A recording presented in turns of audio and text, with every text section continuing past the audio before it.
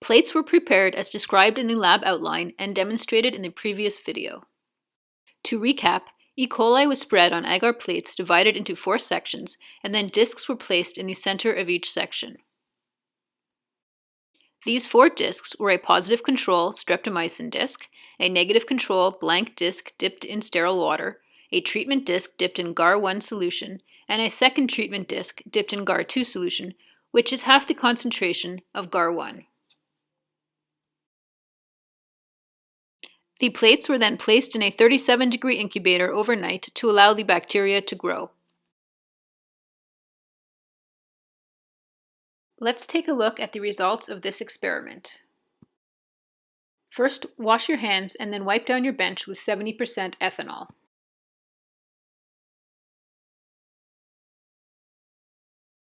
These are the experimental plates. All observations and measurements should be done without removing the lids from the plates. The zone of inhibition, or ZOI, is what we measure to evaluate the results of the garlic treatments on the growth of bacteria. Let's take a closer look at the results on one of the plates. The larger the zone of inhibition, the more susceptible the bacterial strain is to the antimicrobial agent. You can see on this plate that the treatment and positive control discs show zones of inhibition of differing sizes, suggesting varying levels of susceptibility. If the bacterial strain is resistant to the antimicrobial agent, then you should see growth of the bacteria right up to the edge of the disc, and there will be no zone of inhibition, such as what you see here with the negative control. The zone of inhibition is therefore 0. Next, we will measure the zone of inhibition for the positive control disc. Use a ruler to measure the diameter of the entire circular inhibition zone, including the treatment disc.